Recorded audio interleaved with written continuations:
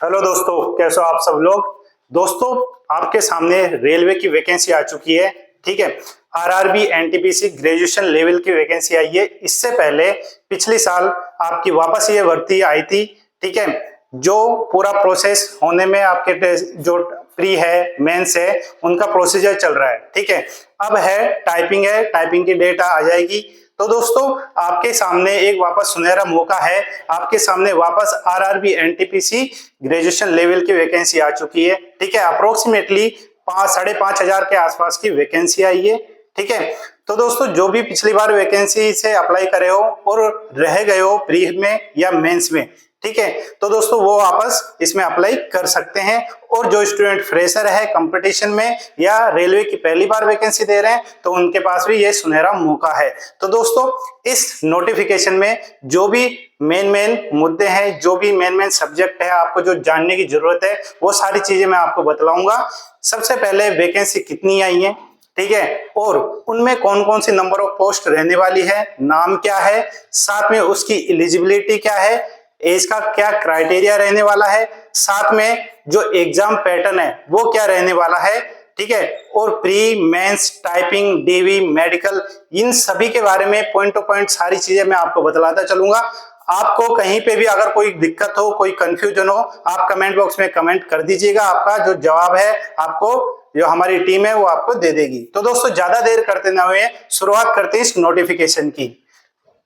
तो दोस्तों, यहाँ पे आप देख सकते हो आरआरबी ने रेलवे एनटीपीसी ग्रेजुएशन लेवल का आपका ये नोटिफिकेशन दे दिया है।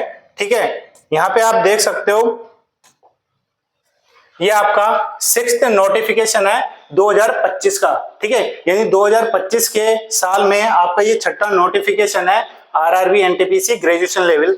दोस्तों, मैं बार बार ग्रेजुएशन लेवल इसलिए बोल रहा हूं क्योंकि वैकेंसी है एक ग्रेजुएशन लेवल, एक अंडर ग्रेजुएट जिसे 10+2 लेवल के हिसाब से जाना जाता है, और इसके बाद में जेई, एक आइसोलेटेड, मिनिस्ट्रियल, इस तरह से 5-7 प्रकार की आपकी वैकेंसी जारी करता है आरआरबी। इसलिए कंफ्यूजन ना हो, इसलिए बार बार मैं आपको बतला देता हूं। ये आपका 6ठा नोटिफिकेशन है। ठीक है, 2025 के साल में। अब दोस्तों, यहाँ पे शुरुआत में बताता हूं आपको कि आपकी जो वैकेंसी है, ठीक है, इसमें क्या क्या चीजें आपको दी गई है। आपकी सबसे पहले जो आपकी अप्लाई डेट है आपके फॉर्म की, वो क्या रहने वाली है। यहाँ पे आपके सामने पूरी टेबल है। ठीक है, टेबल में आपको पूरी चीज दी गई है। सबसे पहले आपकी जो नोटिस है वो कब आया था। ठीक है, नोटिस आप देख सकते हो 4 अक्टूबर को आपका यहाँ पे नोटिफिकेशन जारी हो गया था। ठीक है, इसके आपके जो ऑनलाइन एप्लीकेशन की यानी आवेदन की डेट है वो है आपकी 21 अक्टूबर। ठीक है, 21 अक्टूबर से आपके आवेदन स्टार्ट हो जाएंगे। जो लास्ट डेट रहने वाली है यानी क्लोजिंग डेट की बात करते हैं, क्लोजिंग डेट आपकी रहने वाली है 20 नवंबर। 20 नवंबर को रात के 12 बजे तक आप इस फॉर्म को अप्लाई कर सकते हैं। जो भी कैंडिडेट जिस भी पोस्ट के लिए एलिजिबल है वो रात को 12 बजे, और डेट है 20 नवंबर। ठीक है, आप डेट को बहुत ध्यान रखना है क्योंकि लास्ट वक्त में होता क्या है, बहुत सारे स्टूडेंट होते हैं जो ये सोचते हैं कि हाँ फिल कर देंगे, और इस चक्कर में जब लास्ट डेट आती है तब साइट बहुत बिजी हो जाती है। लास्ट में साइट हैंग होने लग जाती है, उनका फॉर्म आधा रह जाता है, फॉर्म फिल हो जाता है, तो उनकी जो फीस है जो ऑनलाइन वो पेमेंट करते हैं उनमें एरर आ जाती है, उनके पैसे भी लग जाते हैं और फॉर्म भी पूरा फिल नहीं हो पाता। ये चीजें, इस तरह की काफी चीजें देखने को मिलती है। इसलिए आपसे रिक्वेस्ट है कि आप जो भी आवेदन करें वो टाइम पे पहले कर ले। ठीक है, यहाँ पे फीस पेमेंट की डेट भी दी गई है आपकी 22 नवंबर आपकी लास्ट डेट यहाँ पे दे रखी है। फॉर्म की है 20 नवंबर और जो पेमेंट है वो 22 नवंबर आपकी लास्ट डेट है। ठीक है, जब आप आवेदन कर देंगे तो कई बार होता है कि आवेदन करते टाइम गलतियां हो जाती है स्टूडेंट से, जो आपके नाम है, फादर नेम है, मदर नेम है, या किसी भी चीज में आपकी जो डेट है, किसी भी चीज में करेक्शन करवाने की जो डेट है वो यहाँ पे एक्स्ट्रा दी गई है, वो है 23 नवंबर से स्टार्ट हो जाता है। ठीक है, और 2 दिसंबर आपकी लास्ट डेट रहने वाली है। इन दौरान आप आपके जो फॉर्म में अगर कोई गलती हुई है उसको मॉडिफिकेशन कर सकते हो, करेक्शन कर सकते हो, और मॉडिफिकेशन के कुछ चार्ज होगा, अप्रोक्सीमेट 200 या 250 के अप्रोक्सीमेट आपके चार्ज लगता है, वो देके आप करेक्शन कर सकते हो आपके फॉर्म में। ओके दोस्तों, ये आपकी मेन डाटा जो आपके ऑनलाइन आवेदन की डेट है, जो स्टार्टिंग डेट है और आपकी लास्ट डेट है। आगे चलते हैं।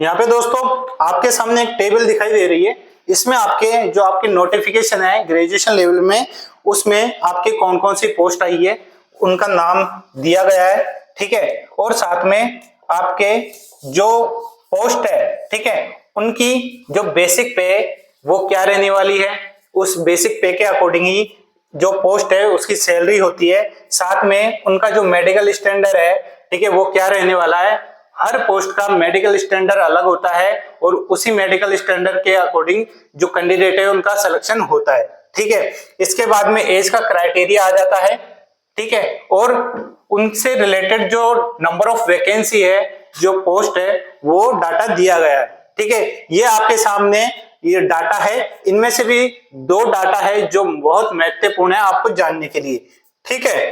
बात करते हैं सबसे पहले चीफ कॉमर्शियल कम टिकट सुपरवाइजर।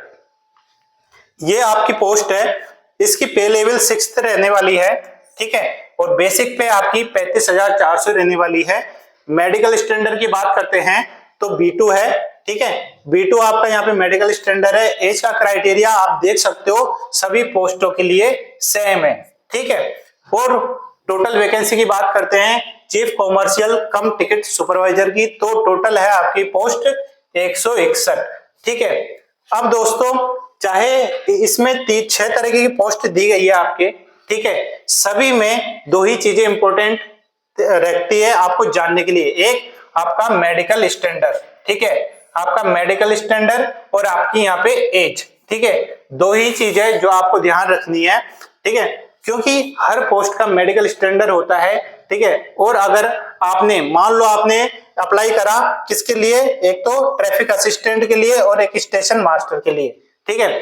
अब मान लो आपके किसी कैंडिडेट है उसके चश्मा लगा हुआ है, ठीक है, वो ज्यादा नंबर का है, तो दोस्तों वो अप्लाई कर तो देगा, प्रायोरिटी दे भी देगा। मान लो उसने प्री मैथ्स सब कुछ पास कर लिया, डीवी भी करवा लिया, जब मेडिकल की बारी आएगी तो आपको बाहर कर दिया जाएगा। कारण ये है कि इसका जो मेडिकल स्टैंडर्ड है वो आप फिट नहीं होगे, ठीक है, आप डिस्क्वालीफाई कर दिए जाओगे और आपको बाकी किसी भी पोस्ट के लिए आपको चुना नहीं जाएगा। तो दोस्तों एक आपका टाइम भी लगे, आप अपनी तैयारी भी करो, ठीक है, और लास्ट में आप वापस इस भर्ती से बाहर हो जाओ, ठीक है। लगभग 1.5-2 साल वैकेंसी का ये पूरा प्रोसीजर चलता है। इसमें आपको इसलिए ध्यान रखना होता है मेडिकल स्टैंडर्ड का, जिससे आप लास्ट में पूरा प्रोसीजर हो जाता है, तो आप जिस पोस्ट के लिए अप्लाई करें तो उसमें लास्ट में आपका पूरा सिलेक्शन हो, आपका ना तो टाइम खराब हो, ठीक है, ना ही आपका पैसा, ठीक है। इसलिए आपको जो भी कैंडिडेट जिस भी पोस्ट के लिए अप्लाई कर रहा है उसका मेडिकल स्टैंडर्ड देख लेना है। मेडिकल स्टैंडर्ड की टेबल नीचे आ जाएगी, उसको भी मैं क्लियर कर दूंगा, ठीक है। अब दूसरा है स्टेशन मास्टर, इसकी भी जो बेसिक पे है 35,400 है, मेडिकल स्टैंडर्ड A2 है, एज सेम है और टोटल नंबर ऑफ वैकेंसी 615 दी गई है। बात करते हैं गुड्स ट्रेन मैनेजर, ठीक है, इसकी जो बेसिक पे है वो 29,200 और medical standard A2, as same है 18 से 33 साल, और टोटल वैकेंसी आप देख रहे हो यहाँ पे 3,416, जो कि सभी पोस्टों में सबसे ज्यादा दी गई है। इस चीज को आपको ध्यान रखना है, ठीक है। इसके बाद में junior accounts assistant cum typist, ये वाली पोस्ट आती है। इसका बेसिक पे भी आपका यहाँ पे 5 है और इसकी बेसिक जो आपकी सैलरी है वो 29,200 रहने वाली है। जो मेडिकल स्टैंडर्ड है वो C2 है, एज 18 से 33 साल और टोटल नंबर ऑफ वैकेंसी 921। इसके बाद में सीनियर क्लर्क कम टाइपिस्ट है, पे लेवल 5 है, सेम आपकी बेसिक 29,200 रहने वाली है और मेडिकल स्टैंडर्ड C2, एज 18 से 33 साल और टोटल नंबर ऑफ वैकेंसी इसमें 638 दी गई है। लास्ट में बात करेंगे ट्रैफिक असिस्टेंट की, जो कि लेवल 4 की रहने वाली है। बेसिक पे 25,500 है और मेडिकल स्टैंडर्ड है A2। एज सेम है 18 से 33 साल और नंबर ऑफ वैकेंसी यहाँ पे दी गई है 59। तो दोस्तों यहाँ पे आप देख सकते हो आपकी एज बिल्कुल जो मिनिमम 18 और मैक्सिमम 33 साल है। इसके अलावा एज रिलैक्सेशन भी दिया गया है, उसकी भी टेबल नीचे दी गई है, उसको भी क्लैरिफाई कर दूंगा कि इनके अलावा जो एज रिलैक्सेशन है वो कितना दिया गया है कैटेगरी वाइज। ठीक है, टोटल नंबर ऑफ वैकेंसी की बात करें तो दोस्तों 5,810। ठीक है दोस्तों, यहाँ पे आप देख सकते हो 5,810 वैकेंसी है आपकी एनटीपीसी ग्रेजुएशन लेवल में। तो दोस्तों ये बहुत अच्छी वैकेंसी है। ठीक है, पिछली बार जो भी कैंडिडेट जिस भी स्तर पे फेल हो गए हो तो इस बार वापस मौका है आपके पास में। आपके यहाँ पे जितनी भी पोस्ट दी गई है, ठीक है, नंबर ऑफ पोस्ट वहां पे दी गई है और साथ में जो जोन वाइज है जितनी आरआरबी है उनमें किस तरह से इनका जो पोस्ट है वो किस तरह से बटी हुई है कैटेगरी में, वो भी यहाँ पे नीचे आपको क्लेरिफाई कर दूंगा। ठीक है, ये चीजें आपको समझ में आ गई, फिर भी कोई कंफ्यूजन हो आप कमेंट बॉक्स में कमेंट कर देना। ठीक है, इसके बाद में आगे चलते हैं। यहाँ पे आप देख सकते हो पोस्ट वाइज पैरामीटर है।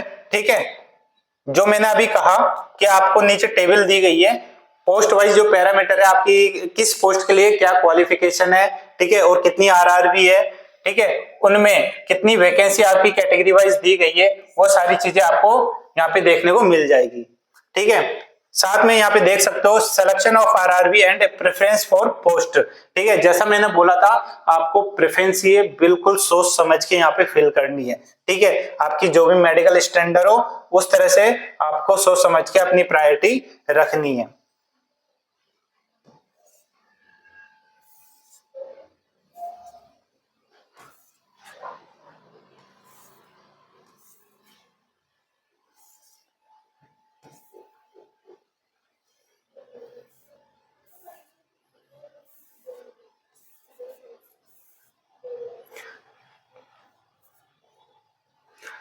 एक महत्वपूर्ण बात यहाँ पे फीस ट्रेन,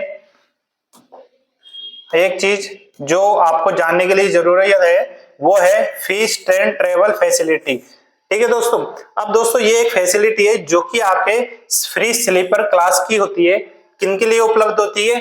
एससी और एसटी कैंडिडेट के लिए होती है। ठीक है, जब आप अपना फॉर्म भरते हो फिल करते हो उसमें आपकी ये चीजें मांगी जाती है कि अगर आप एक फ्री ट्रेवल फैसिलिटी चाहते हो तो उसमें आपको क्लिक करना होता है, आपको अपनी जो कास्ट सर्टिफिकेट है उसकी डिटेल देनी होती है। ठीक है, जब आपकी एग्जाम डेट होती है, एग्जाम डेट से पहले लगभग सप्ताह या 15 दिन पहले आपके ई कॉल लेटर जारी होता है जिसमें एक पास होता है। जब ये पास आपको जो भी आपके नियर बाई स्टेशन है ना, वहां पे ले जाना होता है और आपका सेंटर जहां पे भी आया होता है उसके लिए जो भी ट्रेन है वहां पे आप बुक कर सकते हो। ठीक है, आपका कोई चार्ज नहीं लिया जाएगा। ठीक है, जब आप वहां पे स्टेशन पे जाते हो आप अपना आधार कार्ड, कोई भी आपकी आइडेंटिटी प्रूफ ओरिजिनल, साथ में आपका कास्ट सर्टिफिकेट ओरिजिनल, ठीक है, और एक फोटोकॉपी, साथ में जो ई कॉल लेटर यानी आपका जो ट्रेवल पास है जो जारी होता है वो भी ले जाना होता है। तब आपका अपना बिना कोई चार्ज लगे आपकी ये टिकट बुक हो जाती है। ठीक है, ये चीज फैसिलिटी है जो रेलवे द्वारा आपको यहाँ पे दी गई है। ठीक है, साथ में और आगे देखते हैं। यहाँ पे दोस्तों जैसे मैंने आपको बताया था आपका मेडिकल स्टैंडर्ड के अकॉर्डिंग सारी पोस्ट बटी हुई है। आपने A2, B2, C2 इस तरह से आपका मेडिकल स्टैंडर्ड दिया हुआ था। यहाँ पे 3 मेडिकल स्टैंडर्ड यहाँ आपको देखने को मिलेंगे। ठीक है, A2, B2 और C2। ठीक है, A2, B2 और C2। A2 की बात करते हैं दोस्तों, यहाँ पे डिस्टेंट विजन और नियर विजन, तीनों मेडिकल जो स्टैंडर्ड है तीनों में आपके डिस्टेंट, नियर, ये 2 के हिसाब से सारी चीजें क्लैरिफाई करी गई है। ठीक है, जो भी अब कैंडिडेट कैसे पता करे कि जो स्टैंडर्ड दिया हुआ है वो उसमें फिट होता है या नहीं होता है, उसको लिए दोस्तों नियर बाय आपके जो भी क्लिनिक हो, आईज क्लिनिक, ऑप्टिकल जो क्लिनिक हो, वहां पे जाना है। वहां पे आपको सारी क्लेरिफाई कर देंगे कि जो आपका A2 के अकॉर्डिंग जो आपका स्टैंडर्ड यहाँ पे दिया गया है, ठीक है, वो आप में फिट होता है नहीं होता। A2 की बात करते हैं, डिस्टेंट विजन में 6/9 और 6/9 विदाउट ग्लासेज। ठीक है, और नो फॉगिंग टेस्ट जिसके है और नियर विजन में भी आपके 0.6 and 0.6 without glasses must pass test for colour vision, binocular vision, night vision, myopic vision. ठीक है दोस्तों। अब दोस्तों अब इन चीजों का मतलब क्या होता है, किस किस के ये कैंडिडेट की इस तरह की चीजें होती है, ये पाई जाती है। तो दोस्तों इसके लिए प्रॉपर वीडियो आपके सामने अलग से बनाऊंगा, जिसमें आपको क्लेरिफाई करूंगा कि नो फॉगिंग टेस्ट क्या होता है, colour vision, binocular vision, night vision और मायोपिक विजन क्या होता है। ठीक है, और उनको कैसे चेक किया जाता है, वो भी सारी चीजें आपको बताऊंगा, क्योंकि अगर ये सारी चीजें बिल्कुल क्लैरिफाई बताने लगा वीडियो बहुत लंबी हो जाएगी। ठीक है, आपको जो मेन डाटा है वही चीजें अभी बताता हूं। बात करते हैं B2 की। इसमें भी जो डिस्टेंस विजन है वो 6/9 और 6/12 विद और विदाउट ग्लासेज, इस पे आपको बिल्कुल ध्यान रखना है। A2 की बात कर रहे थे तब विदाउट ग्लासेज था, B2 की बात करते हैं तब विद और विदाउट ग्लासेज है, यानी किसी ने अगर चश्मा पहन रखा है या नहीं पहन रखा, दोनों के लिए यहाँ पे दिया गया है। पर यहाँ पे कंडीशन दी गई है, लेंस जो आपका चश्मा लगा हुआ है उसका जो लेंस है उसका एक्सिड 4D, यानी जो चश्मा है उसका जो लेंस है 4D 3D इस टाइप में दिया गया होता है। ठीक है, ये उनकी कैरेक्टरिस्टिक होती है। आप जब जाओगे शॉप पे, ठीक है, वहां आपको सारी चीजें क्लैरिफाई हो जाएगी। ठीक है, नियर विजन की बात करते हैं तो दोस्तों नियर विजन में भी आपके सेम है 0.6 और 0.6 विद और विदाउट ग्लासेज। ठीक है, यहाँ पे रीडिंग और क्लोज वर्क, ठीक है, ध्यान देना, reading and close work is required, must pass test for field vision. Field vision का मतलब बाइनोकुलर विजन, इस चीज का आपको ध्यान देना है। जो फील्ड विजन है, पढ़ने में जो आपका वर्क है उसमें आप बिल्कुल सही हो। ठीक है, वो चीज वो कैंडिडेट इसमें अप्लाई कर सकता है, उसको ध्यान रखना है। लास्ट में बात करेंगे C2 की। तो दोस्तों C2 में डिस्टेंट विजन आता है यहाँ पे 6/12, ठीक है, ओनली 6/12 आएगा और विद और विदाउट ग्लासेस के साथ में। नियर विजन की बात करते हैं तब इसमें 0.6 कंबाइंड, ठीक है, कंबाइंड की बात कर रहा हूं, साथ में विद और विदाउट ग्लासेस। ठीक है, रीडिंग और क्लोज वर्क इज रिक्वायर्ड। ठीक है, यानी किसी के चश्मा लगा हुआ है नहीं लगा हुआ, जो उनको जरूरत है जो रीडिंग है या कोई काम है तो उसमें वो प्रॉपर कर सके। ठीक है, उसके लिए प्रॉपर वो रिक्वायर्ड है, तो दोस्तों वही इसमें अप्लाई करे। दोस्तों स्टार्टिंग में मैंने मेडिकल जो आपकी पोस्ट पैरामीटर था उसमें बता दिया था कि मेडिकल स्टैंडर्ड किस पोस्ट के लिए क्या है, तो आप अपना जो मेडिकल स्टैंडर्ड है वो भी पता करें और सही पोस्ट के लिए सही प्रायोरिटी दे। ठीक है, अब आगे आते हैं।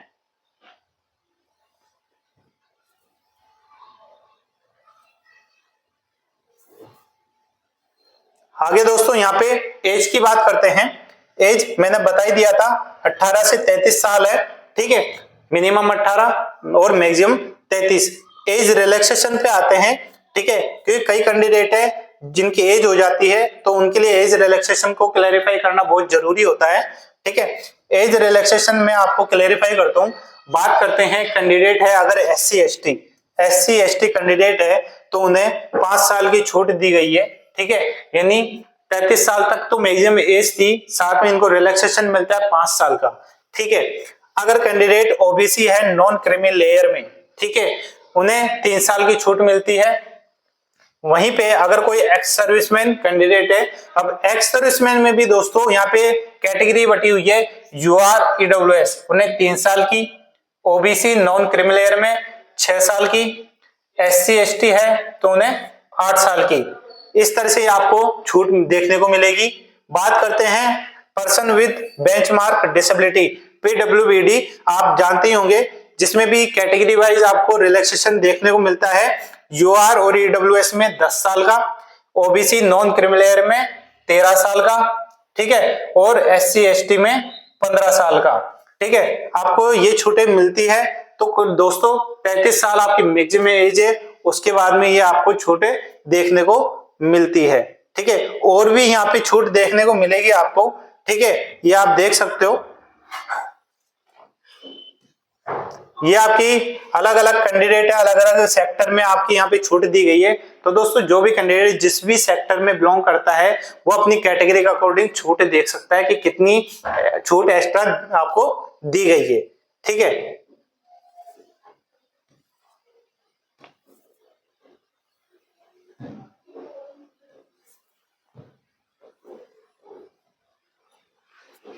एजुकेशन क्वालिफिकेशन की बात करते हैं दोस्तों, यहाँ पे एजुकेशन क्वालिफिकेशन। तो दोस्तों इसमें पोस्ट वाइज पैरामीटर जो कि आपकी टेबल नीचे दी गई है उसमें आपको बता दिया जाएगा कि आपकी जो पोस्ट है उसके लिए क्वालिफिकेशन यहाँ पे क्या क्या रखी गई है, ठीक है। और फॉर्म फिल करते वक्त आपका यहाँ पे एक पेमेंट जारी होगा, ठीक है, आपको पेमेंट करना होगा फॉर ऑल कैंडिडेट, ठीक है। ऑल कैंडिडेट का मतलब यहाँ पे नहीं है कि सभी कैटेगरी इसमें इंक्लूड है, क्योंकि दूसरा आप पॉइंट यहाँ पे देख रहे होगे फॉर कैंडिडेट कौन कौन से, SC ST, ex serviceman, person with benchmark disability, female, transgender, minorities और इकोनॉमिकली बैकवर्ड क्लासेस जो कि EBC है बोला जाता है। तो दोस्तों इनके अलावा जो भी कैटेगरी बचती है उनको इसमें शामिल किया गया है और उनकी यहाँ पे फीस देखने को मिलेगी 500 की, ठीक है। ये CBT 1 है, ठीक है। स्टार्टिंग में CBT 1 लगेगा, जैसा कि यहाँ पे क्लैरिफाई कर दिया गया है, अपेयरिंग इन CBT 1, ठीक है। जब आप CBT 1 का पहले ये जो फॉर्म चल रहा है उसके लिए अप्लाई करोगे तो 500 रुपए की फीस आपको पे करनी पड़ेगी, ठीक है। साथ में यहाँ पे आप देख सकते हो amount of 400 shall be refunded, ठीक है। यानी आप जब एग्जाम आप दे लोगे, ठीक है, उसके बाद में आपका ये जो फीस है 500 में से 400 ये आपके रिफंड कर दी जाएगी, ठीक है। अब रिफंड होने में कितना समय लगेगा ये एग्जाम जब पूरी कंप्लीट हो जाती है आपकी उसके बाद ही आपको ये रिफंड होता है, ठीक है। और रिफंड भी उन्हें ही होगा जिसने एग्जाम दी हो, अपेयर हुआ हो, ठीक है। आपके यहाँ पे जितने भी ये कैटेगरी है उनकी यहाँ पे फीस देखने को मिलेगी 250 रुपए, ठीक है। 250 में भी अप्रोक्सीमेट ये मान के चलो कि 200 से 250 के बीच में आपका जो पैसा है वो रिफंड हो जाता है जब पूरी प्रोसेस कंप्लीट हो जाती है, ठीक है। साथ में यहाँ दोस्तों दिया गया है क्लेमिंग कंसेशन अंडर EBC, ठीक है। यहाँ कैटेगरी वाइज में जो एक्स्ट्रा आपकी इंफॉर्मेशन है वो EBC रिलेटेड दी गई है, उनको क्लैरिफाई करा गया है। तो दोस्तों जो भी कैंडिडेट जो इस कैटेगरी में बिलोंग करता है यहाँ पे पूरा का पूरा उन्हें समझाया गया है कि उनसे रिलेटेड जो सर्टिफिकेट होते हैं, ठीक है, वो नए बनाने हैं या फिर अपडेट पहले वाला चल जाएगा, ठीक है।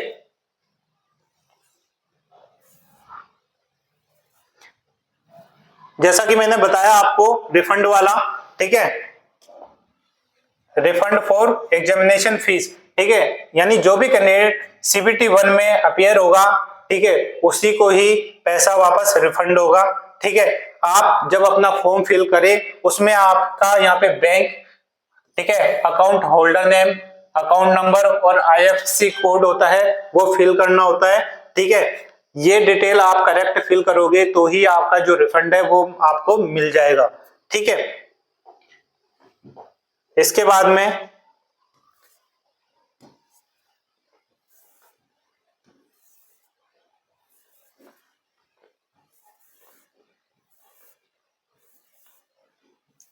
यहाँ पे आपको बहुत सारी जानकारियां हैं, ठीक है। ये पूरा जो आपको ये जो PDF है आपको हमारे टेलीग्राम ग्रुप में मिल जाएगी, ठीक है। आप आराम से सारी चीजें देख सकते हो। आपको यहाँ पे मेन जो आपको जानने की जरूरत है वही चीजें मैं आपको सारी चीजें क्लियरिफाई कर दूंगा, ठीक है। आपको ऐसी कोई जानकारी नहीं मिलेगी जिससे आपका कोई कंफ्यूजन हो, ठीक है।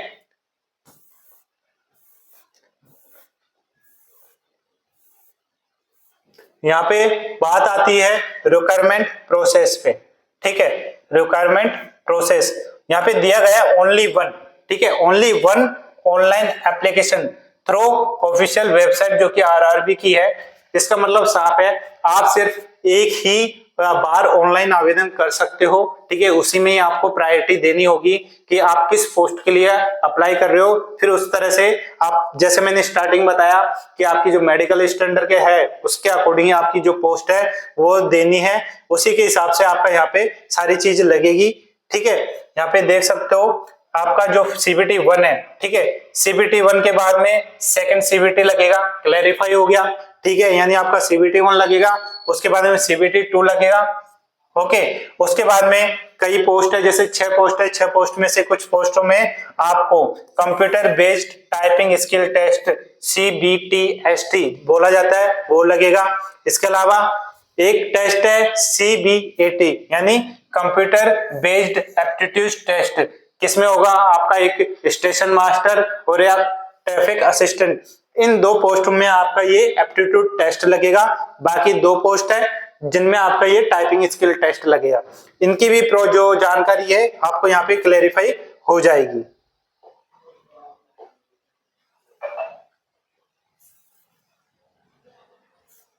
बात करते हैं दोस्तों आपके एग्जाम जो पैटर्न है, ठीक है, उसके बारे में कि जो CBT 1 लगेगा उसका स्कीम क्या रहेगा, स्कीम पैटर्न जो एग्जाम का है वो क्या रहेगा।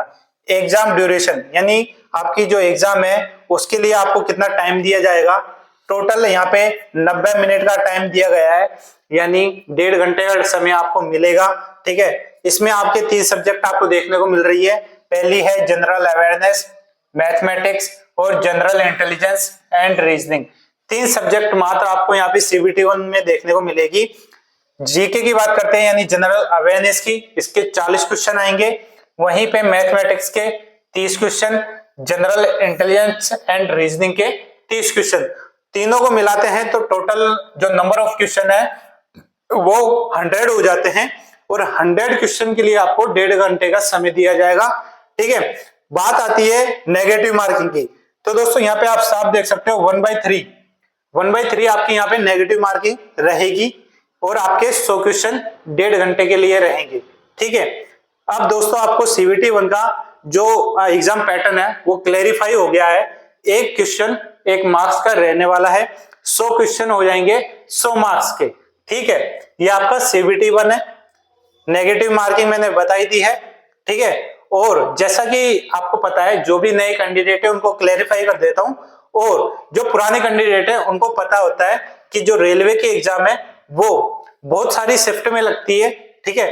तो अगर कोई भी एग्जाम हो मल्टीपल शिफ्ट में कंडक्ट हो रही है तो दोस्तों उसमें नॉर्मलाइजेशन का फॉर्मूला अपनाया जाता है, ठीक है।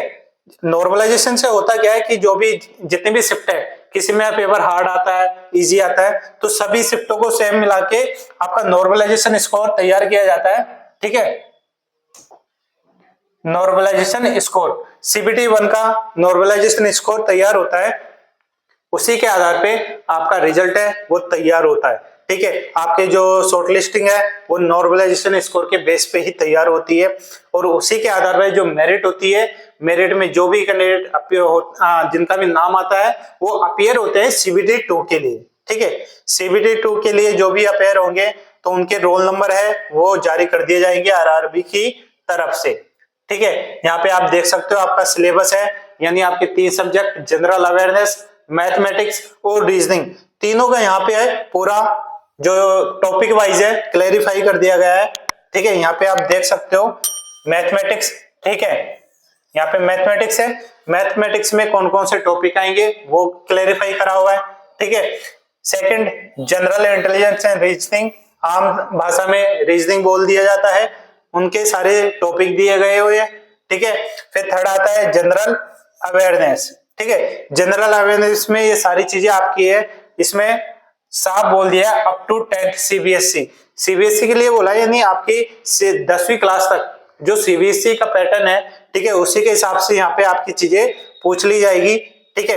साथ में यहाँ पे आपका करंट है, आप नॉर्मल देखते हो किसी भी एग्जाम में जनरल साइंस आ जाती है, इंडिया की जीके आ जाती है, पॉलिटी आ जाती है, ज्योग्राफी आ जाती है, ठीक है, हिस्ट्री आ जाती है, ये सारी चीजें आपको यहाँ पे देखने को मिलेगी। साथ में आपका करंट है, ठीक है, वो भी देखने को यहाँ पे मिलेगा आपका इंडिया के हिसाब से, आपके विश्व के हिसाब से, ठीक है। इसके अलावा दोस्तों सेकंड CBT की बात करते हैं कि सेकंड CBT में क्या प्रोसीजर रहने वाला है, क्या पैटर्न रहने वाला है, ठीक है। सेकंड CBT की बात करते हैं दोस्तों। सेकंड CBT यानी कौन कैंडिडेट देगा, जो CBT 1 में पास हुआ है वही कैंडिडेट इस CBT 2 यानी जो आपका इसको मेन एग्जाम भी बोल सकते हो वो इसमें अपीयर होगा। टोटल जो CBT 1 में जितने भी कैंडिडेट देंगे उसमें जो कैंडिडेट पास होगा लगभग 15 गुना पास होगा, यानी आपकी जो नंबर ऑफ पोस्ट है उसका 15 गुना कैंडिडेट अपीयर होंगे CBT 2 में, ठीक है। यहाँ पे साफ दिया गया हुआ है 15 टाइम्स कैंडिडेट आप CBT 2 में अपीयर होंगे, ठीक है। जितनी भी RRB है उनमें जितनी नंबर ऑफ वैकेंसी दी गई है, ठीक है, 15 गुना को याद रखना है, CBT 2 में 15 गुना ही शामिल होंगे। ठीक है, यहाँ पे आपका जो पैटर्न है कि आपका जो पेपर है उसमें किस तरह से आपके नंबर ऑफ क्वेश्चन और सेट किस तरह से होगा आप देख सकते हो। पिछले में भी आपको 1.5 घंटे का समय दिया गया था और इसमें भी आपको 1.5 घंटे का समय दिया गया है। ठीक है, उसमें भी 3 सब्जेक्ट थी, इसमें भी 3 ही सब्जेक्ट है, जनरल अवेयरनेस, मैथमेटिक्स और रीजनिंग। ठीक है, यहाँ पे आपको एक ही चीज देखने को मिलेगी चेंज, वो ये है कि नंबर ऑफ क्वेश्चन है वो इंक्रीज हो गए। जनरल अवेयरनेस में 35, जनरल अवेयरनेस में 50 हो गए, मैथमेटिक्स में 35 हो गए और रीजनिंग में 35 हो गए। इस तरह से जो टोटल नंबर ऑफ क्वेश्चन है वो हो गए 120 होंगे और एक क्वेश्चन एक नंबर का हो जाएगा। टोटल आपका जो स्कोर है वो 120 में से जारी होगा। साथ में इसमें जो नेगेटिव मार्किंग देखने को मिलेगी वो रहेगी 1/3। ठीक है, CBT 1 में भी 1/3 और CBT 2 में भी 1/3 आपकी नेगेटिव मार्किंग रहने वाली है। ठीक है, साथ में आपका CBT 2 के अकॉर्डिंग जो आपका सिलेबस है, ठीक है, वो यहाँ पे सब्जेक्ट वाइज दे दिया गया है। ठीक है, देख सकते हो पहले यहाँ पे मैथमेटिक्स। ठीक है, मैथमेटिक्स के यहाँ पे आपको सारे टॉपिक देखने को मिल जाएंगे। ठीक है, आपके अर्थमेटिक्स से लेके आपके एडवांस मैथ भी इसमें इंक्लूड है। साथ में रीजनिंग का पार्ट आ गया, रीजनिंग के सारे टॉपिक आपको अब देखने को मिल जाएंगे। थर्ड पे आता है जनरल अवेयरनेस। ठीक है, यहाँ पे भी आपको सारी चीजें सेम आपको देखने को मिल जाएगी। ठीक है, आप क्लियर इस चीज से बिल्कुल क्लियर हो गए होंगे आपका CBT 1 और CBT 2। ठीक है, तीनों में ही आपका जनरल अवेयरनेस, मैथमेटिक्स और साथ में रीजनिंग, ये 3 ही सब्जेक्ट रहेंगी। तो दोस्तों जब आपको 3 सब्जेक्ट ही पढ़नी है मेंस तक तो टाइम क्यों खराब क्यों करना। ठीक है, आप अपना ये जीके, ठीक है, मैथमेटिक्स और रीजनिंग आप इतनी तैयार कर लीजिए कि आपको मेंस तक की दिक्कत ना आए पास होने में और मेरिट में आपको कोई रोक ना सके। ठीक है, इस तरह की तैयारी आपको रखनी है। ठीक है, यहाँ पे आपको मिनिमम परसेंटेज का क्राइटेरिया दिया गया है। ठीक है, एक मिनिमम क्राइटेरिया रखा गया है कि इतना क्राइटेरिया पर जो कैटेगरी वाइज है वो लाना होता है। ठीक है, उसके बाद में जो एक जनरल कट ऑफ निकलती है वो तो कैंडिडेट को पार करनी होती है सिलेक्शन के लिए, मेरिट के लिए। ठीक है, यहाँ पे नॉर्मलाइजेशन मार्क्स की बात बता दी है इन्होंने। ठीक है, short listing of candidates for various stage यानी CBT 1 और CBT 2। ठीक है, बेस्ड ऑन नॉर्मलाइजेशन मार्क। ठीक है, CBT 1 is conducted multiple session और सेम सिलेबस में मल्टीपल सेशन यानी मल्टीपल शिफ्ट होगी, उसमें नॉर्मलाइजेशन होगा और नॉर्मलाइजेशन स्कोर के बेस पे ही मेरिट आएगी। ठीक है, साथ में यहाँ पे कंप्यूटर बेस्ड एप्टीट्यूड टेस्ट, जैसा कि मैंने स्टार्टिंग में बता दिया था कि आपका जो ये एप्टीट्यूड टेस्ट है, ठीक है, वो आपका लगेगा सेकंड CBT में जो भी कैंडिडेट पास हुए हैं उनका। ठीक है, और पोस्ट कौन सी रहने वाली है, स्टेशन मास्टर और ट्रैफिक असिस्टेंट। मैंने स्टार्टिंग में बता दिया था, एक स्टेशन मास्टर और ट्रैफिक असिस्टेंट, इन 2 पोस्ट के लिए ही आपका यहाँ पे जो CBT है कंप्यूटर बेस्ड एप्टीट्यूड टेस्ट वही लगेगा। जो अप्लाई कर रहे हैं स्टेशन मास्टर और ट्रैफिक असिस्टेंट, इनकी कट ऑफ अलग अलग जारी होगी। जो भी कट ऑफ कैंडिडेट क्लियर करता है तो उनके लिए ये का एग्जाम कंडक्ट होती है CBT 2 के बाद में। ठीक है, इसके बाद में थोड़ा इनको क्लैरिफाई करा है कि जो ये आपका एप्टीट्यूड टेस्ट लगेगा उसमें एक मिनिमम T स्कोर होता है 42 मार्क्स। ठीक है, 42 मार्क्स होता है, ये अराउंड 50 में से होता है। ठीक है, 50 में से आपको 42 मार्क्स से लाना होता है मिनिमम, तो वही कैंडिडेट आगे क्लियर हो पाता है, उसको आगे फर्दर नेक्स्ट स्टेज पे पहुंचता है। ठीक है, इसके अलावा आगे आते हैं और क्या जानकारी है। साथ में यहाँ पे आपको दोस्तों क्लैरिफाई कर दिया गया है कि candidate equal to 8 times the number of vacancy. ठीक है, यानी 8 गुना कैंडिडेट, जो भी कैंडिडेट CBT 2 में क्लियर होंगे, पास होंगे, वो 8 गुना कैंडिडेट स्टेशन मास्टर और ट्रैफिक असिस्टेंट इन 2 पोस्टों के लिए आगे उनका से जो एप्टीट्यूड टेस्ट है वो लगेगा। ठीक है, यहाँ पे दे दिया गया है CBT based their performance in CBT 2। CBT 2 में परफॉर्मेंस के आधार पे जो मेरिट में आएगा उसी का ही स्टेशन मास्टर और ट्रैफिक असिस्टेंट की जो कट ऑफ होगी, जिस कैंडिडेट ने क्लियर करी होगी उसका ही एप्टीट्यूड टेस्ट लगेगा, और वो कौन होंगे, 8 गुना कैंडिडेट ही पास होंगे। ठीक है, इसके अलावा आगे आते हैं।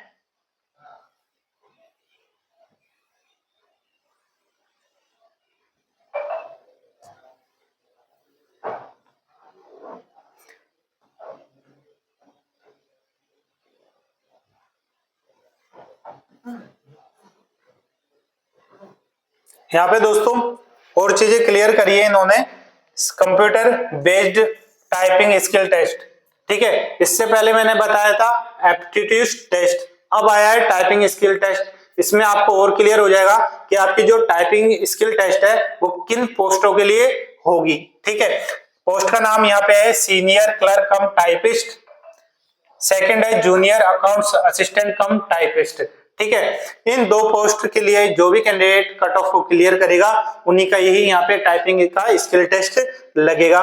ठीक है, एक तो एप्टीट्यूड टेस्ट जो ट्रैफिक असिस्टेंट और स्टेशन मास्टर के लिए होगा, और टाइपिंग स्किल टेस्ट इसके लिए होगा सीनियर क्लर्क कम टाइपिस्ट और account junior accounts assistant cum typist. ठीक है, अब इसमें भी दोस्तों क्या चीज आती है, एक हिंदी होती है एक इंग्लिश होती है टाइपिंग के लिए, उसको भी क्लैरिफाई करा है आपका यहाँ पे 30 वर्ड पर मिनट। ठीक है, WPM वर्ड पर मिनट किसमें, इंग्लिश में होगी। ठीक है, वहीं पे 25 वर्ड पर मिनट की जो स्पीड है वो हिंदी में होगी। जो भी कैंडिडेट इस स्पीड में होगा, ठीक है, तो दोस्तों वही वहां पे पास करेगा स्किल टेस्ट को। ठीक है, अब दोस्तों ये 30 और 25 वर्ड पर मिनट की स्पीड है, इससे कम से कम ज्यादा ही, यानी जिसकी 30 वर्ड पर मिनट की स्पीड है उसे 40 की स्पीड रखनी होती है। ठीक है, जिससे स्टूडेंट को कोई परेशानी ना हो मेन एग्जाम में। ठीक है, कम से कम 5 या 10 की स्पीड से तो आपको एक्स्ट्रा ही लेना होता है। ठीक है, अब ये जो आपका टाइपिंग स्किल टेस्ट है ये क्वालिफाई नेचर होता है। ठीक है, इसका कोई भी जो मार्क्स होता है आपका मेन जो आपका स्कोर होता है CBT 1 CBT 2 इनमें कोई इंक्लूड नहीं होता, आपको मात्र पास करना होता है, क्वालिफाई करना होता है। ठीक है, यहाँ पे आप देख सकते हो क्वालिफाई नेचर का होता है टाइपिंग स्किल टेस्ट। ठीक है, आपको क्लियर हो गया होगा सारी चीजें। ठीक है, अब दोस्तों यहाँ पे जो 6 पोस्ट मैंने आपको बताई थी, ठीक है, उनको मैं क्लियरिफाई कर देता हूँ। हो सकते हैं बहुत सारे कैंडिडेट वापस कंफ्यूज हो गए हो, मैं उनको क्लियर कर देता हूँ। गुड्स मैनेजर है ना, गुड्स ट्रेन मैनेजर। ठीक है, और साथ में यहाँ पे लेवल वापस आपकी जो पे लेवल है वो दे दी गई है। ठीक है, साथ में CBT 1 CBT 2 साथ में जो स्किल है उसके बारे में यहाँ दिया गया है। ठीक है, इस टेबल को देख के आप बिल्कुल क्लियर हो गए होंगे कि किस पोस्ट के लिए क्या चीज क्या प्रोसेस है। ठीक है, बात करेंगे गुड्स ट्रेन मैनेजर की, तो दोस्तों उसके लिए CBT 1 भी लगेगा CBT 2 भी लगेगा, पर इसमें कोई स्किल टेस्ट यहाँ पे देखने को नहीं मिल रहा। यानी जो कैंडिडेट CBT 2 में क्लियर करता है तो दोस्तों वो फाइनल सिलेक्शन की दौड़ में आ चुका है। ठीक है, बात करते हैं सीनियर क्लर्क कम टाइपिस्ट की, तो दोस्तों उसके लिए CBT 1 लगेगा CBT 2 लगेगा, साथ में उसके लिए टाइपिंग स्किल टेस्ट भी लगेगा। उसके बाद में DV मेडिकल, तो ये सभी पोस्टों के लिए जायज है और होगा।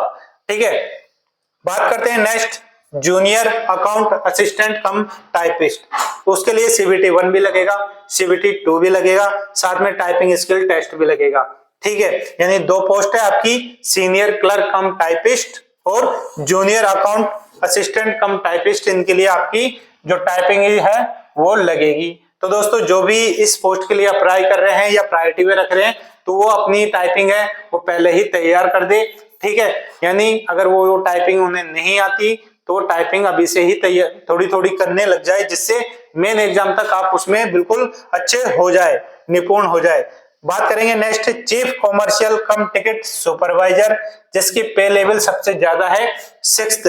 ठीक है, इसमें आपको CBT 1 CBT 2 देना होगा और इसके बाद में कोई आपका इसमें स्किल टेस्ट नहीं है।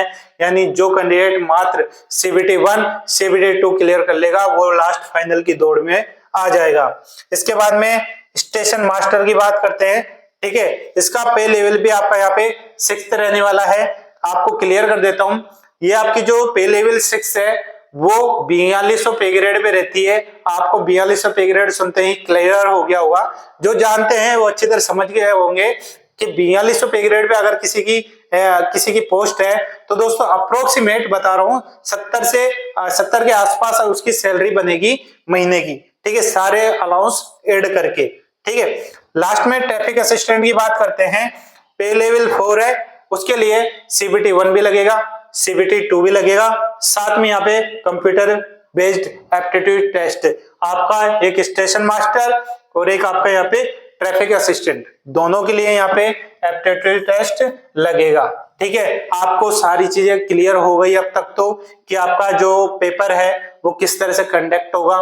ठीक है, साथ में आपकी जो जितनी पोस्ट है उसके लिए क्या क्या प्रोसीजर है, कितने चरण है। ओके, इसके नेक्स्ट आते हैं। नेक्स्ट और क्या चीज है, यहाँ पे डॉक्यूमेंट वेरिफिकेशन एंड एम्पैनलमेंट, यानी जो भी कैंडिडेट सारी स्टेज को क्लियर करेगा उसके बाद में डॉक्यूमेंट रिलेटेड क्या क्या प्रोसीजर है वो दिया गया है। ठीक है, आप देख सकते हो डॉक्यूमेंट वेरिफिकेशन 1:1। ठीक है, यानी आपका जो डॉक्यूमेंट वेरिफिकेशन होगा, ठीक है, वो 1:1 होगा, यानी एक पोस्ट के लिए एक ही कैंडिडेट आएगा। ठीक है, कई बार ज्यादा भी वेटिंग लिस्ट में भी एक्स्ट्रा ले दिया जाता है, पर जो डॉक्यूमेंट वेरिफिकेशन होगा वो सिर्फ एक गुना को ही शामिल किया जाएगा। ठीक है, इसके अलावा और आते हैं, यहाँ पे दोस्तों सबसे बड़ी बात, जब आप कोई कैंडिडेट चाहे वो नया हो या पुराना, ठीक है, नए के लिए तो बहुत जरूरी है, साथ में अगर कोई कैंडिडेट पुराना है, ठीक है, हालांकि बहुत सारे फॉर्म उसने भरे हुए होते हैं, उनको सारी प्रोसीजर कैसे फॉर्म को फिल करना होता है सारी चीजें जानते हैं, पर दोस्तों आरआरबी ने पूरा प्रोसीजर बताया है कि आप अपना जो फॉर्म है वो किस तरह से अप्लाई करोगे, क्या प्रोसीजर रहेगा। ठीक है, अकाउंट कैसा बनेगा, आपको लॉगिन आईडी पासवर्ड मिलेंगे। ठीक है, और साथ में आपका ये कब तक जो लॉगिन आईडी पासवर्ड है कहाँ तक सेम रहने वाला है, सारी चीजें यहाँ आपको क्लियर करी है। ठीक है, आपको रफली बता देता हूँ कि आपको स्टार्टिंग में क्या क्या करना होगा। ठीक है, सबसे पहले आपको करना क्या होगा, क्रिएट एन अकाउंट। ठीक है, यानी आपकी जो आरआरबी की वेबसाइट है, मेन वेबसाइट, वहां से आपको एक अकाउंट आपको क्रिएट करना होगा। जो भी कैंडिडेट अगर जिन्होंने पहले किसी पोस्ट के लिए अप्लाई करा है, ठीक है, यानी 2025, ठीक है, इसमें अगर किसी कैंडिडेट ने अप्लाई कर रखा है, ठीक है, तो उसके लिए ये दिक्कत नहीं होगी, वो आराम से लॉगिन करके, इसमें जब आप लॉगिन करोगे तो आपके सामने डैशबोर्ड आ जाएगा, उसमें आपको ये ऑप्शन दिखाई दे जाएगा। आपको मात्र उस पोस्ट के लिए क्लिक करना है, आपको जोन सेलेक्ट करना है, किस जोन में आप अप्लाई करना चाहते हो। ठीक है, इसमें देख सकते हो आप साफ साफ दिया गया हुआ है, candidate must first create an account. ठीक है, यानी सबसे पहले आपको एक अकाउंट क्रिएट करना होगा। ठीक है, जब आप अपना अकाउंट क्रिएट करते हो तो उसमें आपकी बेसिक जानकारी दी जाएगी, आपका नाम, आपके डेट ऑफ बर्थ, आपके फादर नेम, मदर नेम। ठीक है, ये एक बेसिक जानकारी जिसमें ईमेल आईडी और मोबाइल नंबर, ये दो चीजें आपकी बहुत इंपॉर्टेंट रखती है। तो जो आपका अकाउंट क्रिएट करते हो तो उसमें ये चीजें बिल्कुल करेक्ट डालना, क्योंकि अगर गलती से भी अगर गलत इंफॉर्मेशन दी, गलत ईमेल आईडी, गलत मोबाइल नंबर, तो कभी भी अगर नोटिफिकेशन आएंगे आपके, तो दोस्तों अब नोटिफिकेशन में हो सकता है आपके जैसे मैसेज आए एग्जाम का, अब आपने मोबाइल नंबर और ईमेल आईडी गलत डाली है तो उसकी इंफॉर्मेशन आप तक नहीं पहुंचेगी, हो सकता है आप लास्ट तक इससे वंचित रह जाओ। इसलिए बिल्कुल सही और टाइम से पहले ही आपको सारी चीज क्रिएट करनी है। ठीक है, अकाउंट भी बनाना है, सारी चीजें सही रखनी है उसमें। ठीक है, इसके अलावा मैंने जैसे आपको बोला था कि order of zone preference under chosen RRB, यानी आप जिस भी आरआरबी में अप्लाई कर रहे हो तो दोस्तों उसमें आपकी जो जोन है वो आपको पहले ही सेलेक्ट करनी पड़ेगी। साथ में आपका जो पोस्ट पैरामीटर है उसको देखते हुए आपको अपनी जो पोस्ट है वो प्रेफरेंसी में रखनी पड़ेगी। ठीक है, इसके अलावा जब आप अपना फॉर्म फिल करते हो, ठीक है, उसमें आपका यहाँ पे लाइव फोटो वो भी ऐड होती है। ठीक है, लाइव फोटो होती है। अब लाइव फोटो के लिए इसमें क्या क्या आपके यहाँ पे जानकारी है, ठीक है, वो सारी चीजें दी गई है।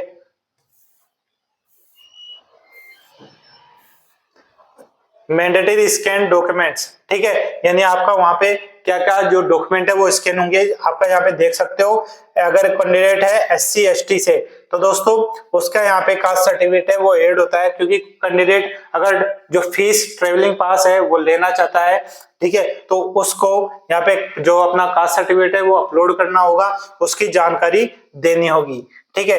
देख सकते हो कैंडिडेट सिग्नेचर, जो आपके सिग्नेचर होंगे वो JPG फॉर्मेट में होंगे, ठीक है, और आपका जो कास्ट सर्टिफिकेट होगा SC ST का वो आपका यहाँ पे PDF फॉर्मेट में होना चाहिए, यही आपका जो आपका फॉर्मेट है वही अपलोड होगा, ठीक है। इस चीज को आपको ध्यान रखना है। सिग्नेचर क्लेरिफाई कर दिया गया है, ब्लैक इंक पेन से होना चाहिए।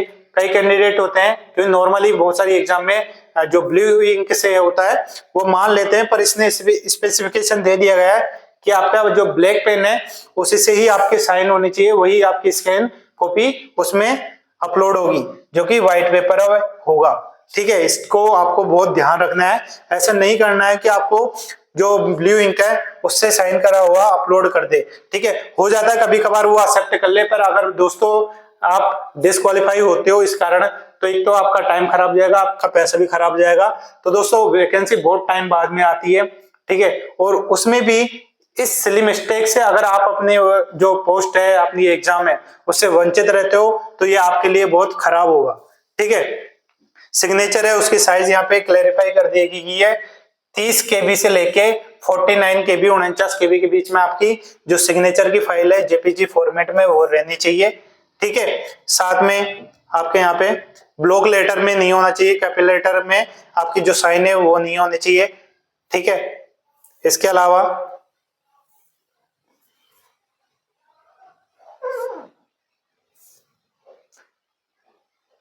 जो आपका कास्ट सर्टिफिकेट यहाँ पे अपलोड होगा, ठीक है, SC ST का जो कास्ट सर्टिफिकेट अपलोड किया जाएगा, ठीक है, जो मैंने PDF फॉर्मेट में बोला था उसकी size not less than 400 KB, यानी 400 KB से जो नीचे का है वो नहीं होना चाहिए, ठीक है।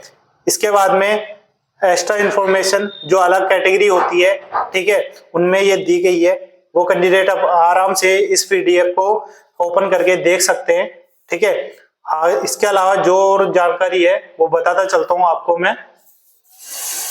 जैसे मैंने आपको बताया था कि अगर आपको फॉर्म में जब आप फॉर्म फिल करते हो किसी भी प्रकार की कोई गलती हो जाती है, कोई मिस्टेक हो जाती है, तो दोस्तों उसके लिए आप यहाँ पे आपको टाइम दिया जाएगा, ठीक है। टाइम मैंने स्टार्टिंग में बता दिया था, जो टाइम रहने वाला है 23 नवंबर से लेके 2 दिसंबर का आपको टाइम दिया जाएगा, ठीक है। और मॉडिफिकेशन का जो चार्ज है वो यहाँ पे 200-250 रुपए पर मॉडिफिकेशन का लगेगा, यानी एक बार आपने ओपन करा है ना, कोई भी मॉडिफिकेशन करा, ठीक है, उसके बाद में अगर आपने सबमिट कर दिया तो दोस्तों उसके बाद में 250 रुपए तो चार्ज लगेगा। फिर भी आपको वापस याद आता है कि अरे यार ये गलती और रह गई, तो दोस्तों वापस आपके उसके जो नेक्स्ट कोई भी गलती होगी उसको सही करने के लिए आपको वापस 250 रुपए का चार्ज यहाँ पे पे करना पड़ेगा, ठीक है। ये आपका प्रोसेस है मॉडिफिकेशन का, ठीक है। इसके अलावा ये इतनी RRB है जिनसे आपकी वैकेंसी निकली हुई है और उनकी वेबसाइट है, ठीक है, वो आप चेक कर सकते हो अपने स्तर पे, ठीक है। इंफॉर्मेशन जो भी रेलवे की आएगी वो सभी RRB की वेबसाइट पे अपलोड होती जाएगी, आप किसी भी RRB की वेबसाइट को ओपन करके सारी जानकारी देख सकते हैं, ठीक है। मॉडिफिकेशन की सारी चीजें ये बता दी गई है जो मैंने आपको क्लियर करी है, ठीक है, 250 रुपए का चार्ज, ठीक है। इसके अलावा आते हैं,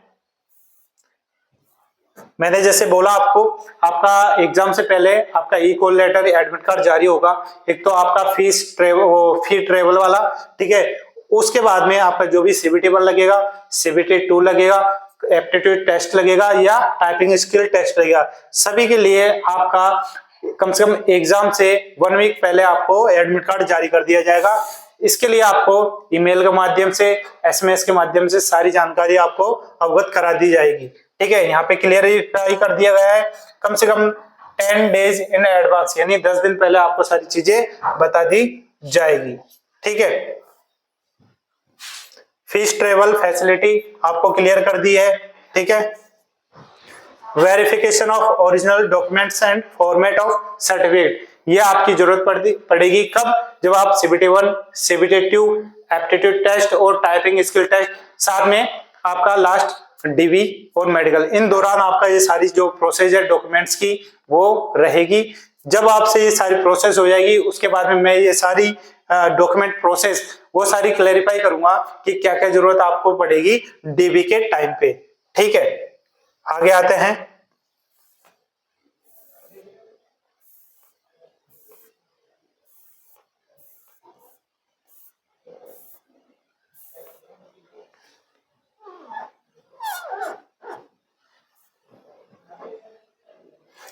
दोस्तों यहाँ पे आप देख सकते हो, जैसे मैंने स्टार्टिंग में बताया कि आपकी जितनी 6 पोस्ट है, 6 पोस्टों का आपका जो एजुकेशन क्वालिफिकेशन का पैरामीटर है वो अलग से दिया गया है। इस टेबल से आपको पूरी जो कंफ्यूजन है वो क्लैरिफाई हो जाएगी कि किस पोस्ट के लिए क्या आपका मिनिमम एजुकेशन क्वालिफिकेशन रखा गया है।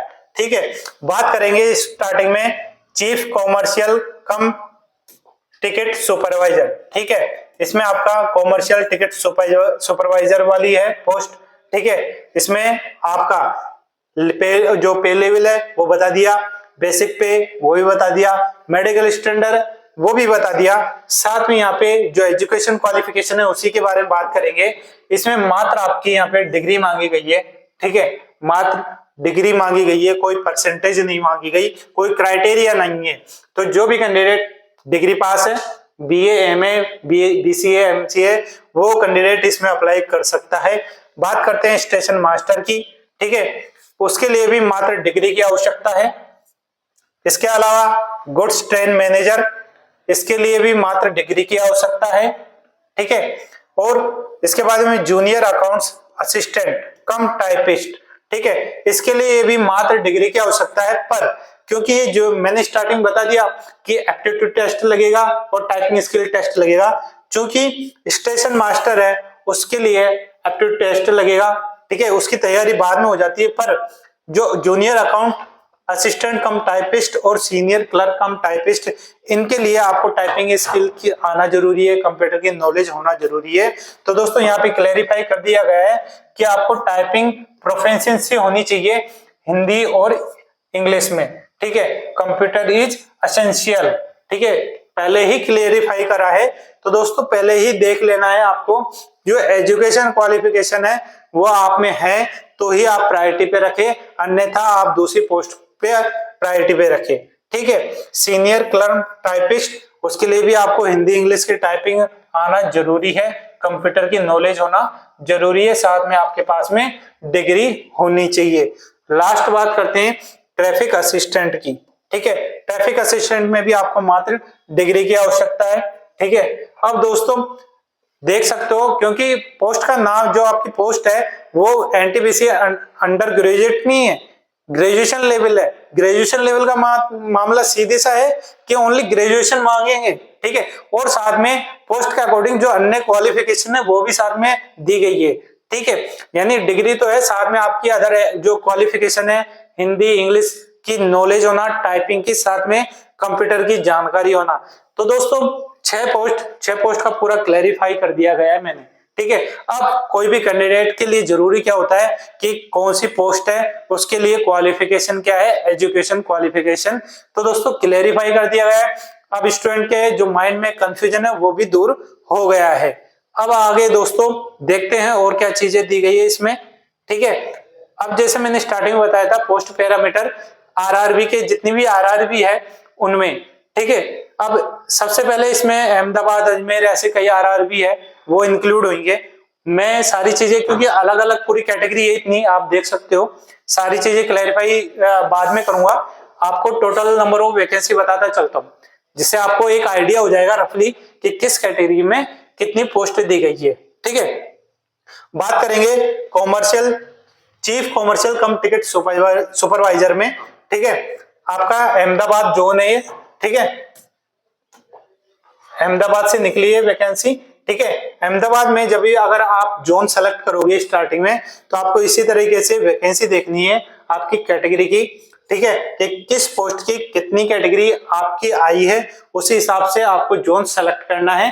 ठीक है, वापस क्लियर कर रहा हूं कि किस पोस्ट में कितनी वैकेंसी किस जोन में आई है, उसी के अकॉर्डिंग आपको सबसे पहले जोन सेलेक्ट करना है। इस चीज की जो बात है वो बिल्कुल ध्यान में रखना है फॉर्म अप्लाई करने से पहले। ठीक है, यहाँ पे देख सकते हो यूआर की 43, एससी की 12, एसटी की 3, ओबीसी 15, ईडब्ल्यूएस 6। ठीक है, और बाकी जो अदर कैटेगरी है, ठीक है, PWD, person with benchmark disability, सब कैटेगरी को मिला के यहाँ पे 79 पोस्ट हो जाती है जो कि अहमदाबाद से निकली है। ठीक है, अजमेर के पे आ जाते हैं। तो दोस्तों अजमेर में आपके यहाँ पे देख सकते हो जो फर्स्ट कैटेगरी 1 बोलूंगा मैं, पूरा नाम नहीं बोलूंगा पोस्ट का, कैटेगरी 1। कैटेगरी 1 में आपकी यूआर, ठीक है, इसमें पोस्ट देख सकते हो एससी, एसटी, ईडब्ल्यूएस। ठीक है, टोटल वैकेंसी यूआर में 121, एससी में 64, एसटी में 12 और ओबीसी में 111, ईडब्ल्यूएस 37।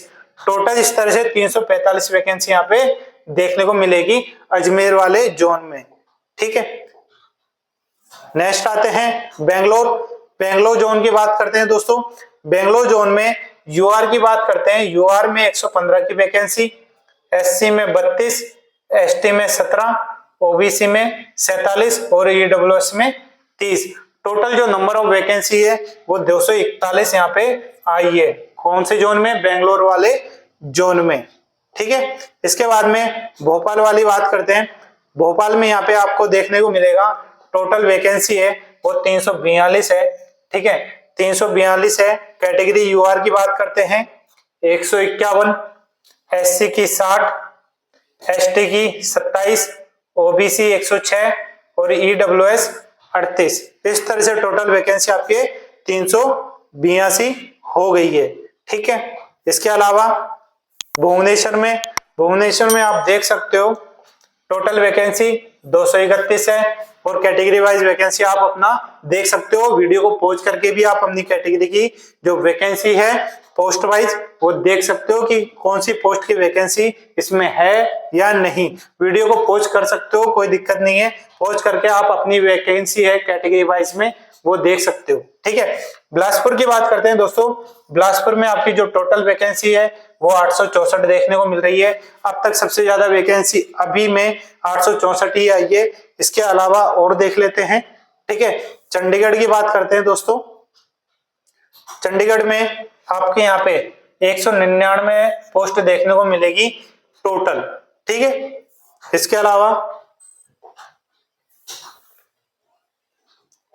चेन्नई की बात करते हैं दोस्तों। चेन्नई में 187 पोस्ट देखने को मिलेगी टोटल। ठीक है, और कैटेगरी वाइज आपके सामने है। गोरखपुर की बात करते हैं दोस्तों। गोरखपुर में यहाँ पे आपको टोटल वैकेंसी 111 दिखाई देगी।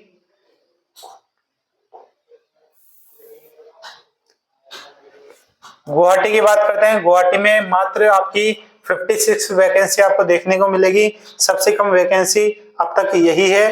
ठीक है, इसके अलावा जम्मू कश्मीर की बात करते हैं तो दोस्तों जम्मू कश्मीर में मात्र यहाँ पे आपको 32 पोस्ट देखने को मिलेगी। ये उससे भी कम आपकी पोस्ट यहाँ पे है। ठीक है, इसके अलावा कोलकाता आता है। कोलकाता में दोस्तों यहाँ पे आपको 685 पोस्ट देखने को मिलेगी। ठीक है, कोलकाता में भी बहुत कैंडिडेट है वो अप्लाई करते हैं। ठीक है, इसमें भी सारी जो कैटेगरी है 6 पोस्ट वो सारी दी गई है। उसमें भी आपके यहाँ पे कोलकाता में भी अलग अलग रीजन है, उसमें भी आपके यहाँ पे पोस्ट बटी हुई है। ठीक है, मालदा आता है। मालदा में भी आपकी जो वैकेंसी काफी अच्छी आई हुई है, 522 वैकेंसी, काफी अच्छी वैकेंसी है मालदा में। ठीक है, इसके बाद में मुंबई आती है। मुंबई में हमेशा ही बहुत अच्छी वैकेंसी आती रही है। ठीक है, 596 वैकेंसी है। तो दोस्तों मुंबई में भी अच्छी खासी वैकेंसी है। पूरी 5 वैकेंसी है, इसमें एक पोस्ट नहीं आई ट्रैफिक असिस्टेंट। ठीक है, ट्रैफिक असिस्टेंट को छोड़ के बाकी सभी पोस्ट की वैकेंसी यहाँ पे आपको देखने को मिल रही है। ठीक है, इसके अलावा मुजफ्फर में मात्र 21 पोस्ट आपको देखने को मिलेगी। ठीक है, और इसमें मात्र एक ही पोस्ट की जो है वैकेंसी है गुड्स ट्रेन मैनेजर, इसी की वैकेंसी आपको यहाँ पे देखने को मिल रही है। इसके अलावा नेक्स्ट आता है पटना। ठीक है। पटना आता है, प्रयाग आता है। पटना की बात करते हैं तो मात्र 23 वैकेंसी, ठीक है, और प्रयागराज उसमें 110 वैकेंसी। तो दोस्तों आप देख सकते हो अलग अलग जोन में अलग अलग वैकेंसी है, नंबर ऑफ वैकेंसी दी गई है, ठीक है। किसी में कंप्लीट 6 पोस्ट है उनकी वैकेंसी है, किसी में 4 के लिए, किसी में 3 के लिए। तो दोस्तों आपको वही चीज देखनी है कि आपकी जो पोस्ट है, ठीक है, वो सभी आ रही है और किस जोन में कितनी वैकेंसी, किस कैटेगरी आ रही है, उसी के हिसाब से आपको फॉर्म में अप्लाई करना है। रांची में 651 आपको पोस्ट देखने को मिलेगी टोटल, ठीक है। इसके अलावा सिकंदराबाद की बात करते हैं तो दोस्तों सिकंदराबाद में भी 396 आपकी जो टोटल नंबर ऑफ पोस्ट है सभी को मिला के वो है, ठीक है। नेक्स्ट आता है सिलीगुड़ी और तिरुवनंतपुरम, ठीक है। सिलीगुड़ी में आपकी 21 पोस्ट है टोटल और तिरुवनंतपुरम में आपकी 58 पोस्ट देखने को मिलेगी। तो दोस्तों इस तरह से आपके सारे जो जोन है आरआरबीज है उसमें वैकेंसी आपको पूरी टेबल में देखने को मिल गई, ठीक है।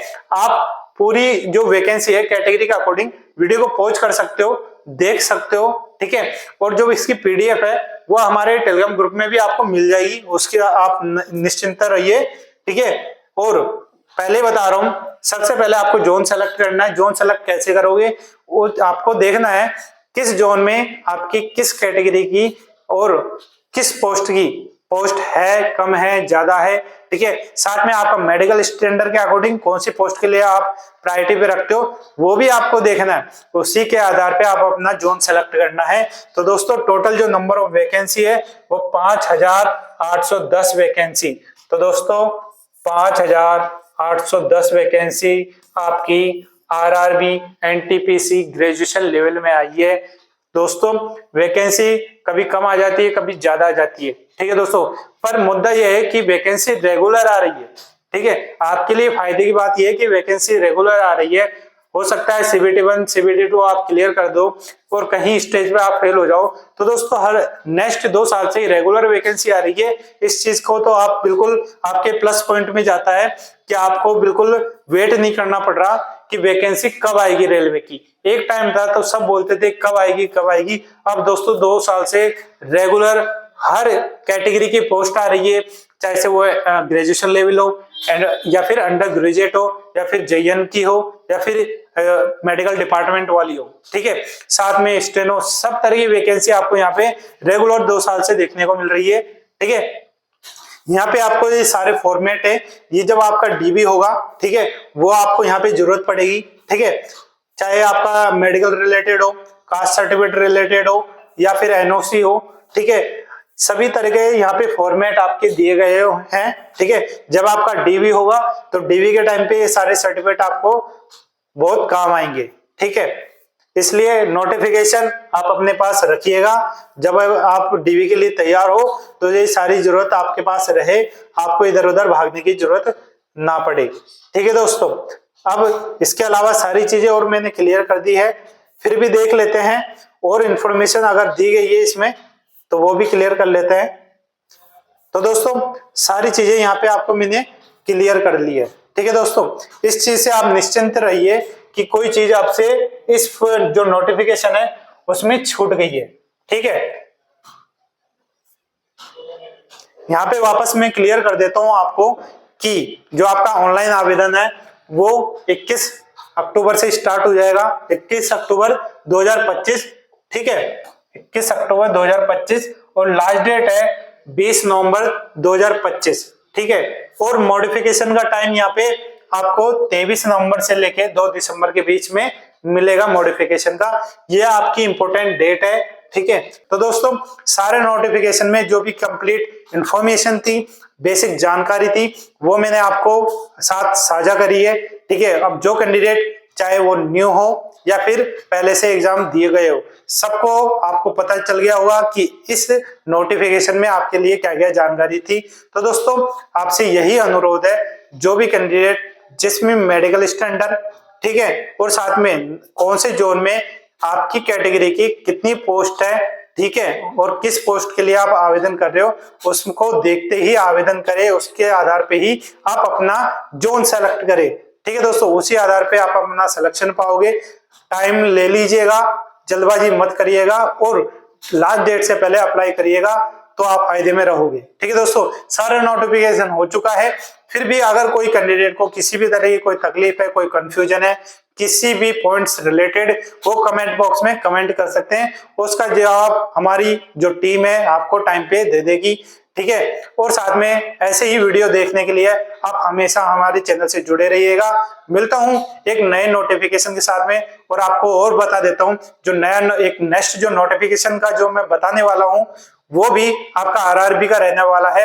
ये मैंने बताया था ग्रेजुएशन लेवल का, नेक्स्ट रहेगा आपका अंडर ग्रेजुएट यानी 10+2 यानी 12th पास वैकेंसी वाला रहेगा। उसके बाद में नेक्स्ट आएगा जेएन की वैकेंसी भी आ चुकी है। तो दोस्तों आपके सामने 2 नोटिफिकेशन के वीडियो आने वाले हैं, तो दोस्तों हमारे चैनल से जुड़े रहिएगा। तो दोस्तों इसी तरीके से आप हमारे चैनल से जुड़ सकते हो। नए वैकेंसी, नए जो भी वैकेंसी आती है उनके चाहे से एग्जाम पैटर्न, सिलेबस या अप्लाई डेट कौन सी रहने वाली, सारी जानकारियां आपको हमारे प्लेटफॉर्म पे टाइम टू टाइम मिलती रहेगी। मिलता हूं नए अपडेट, नए नोटिफिकेशन के साथ में। धन्यवाद, जय हिंद।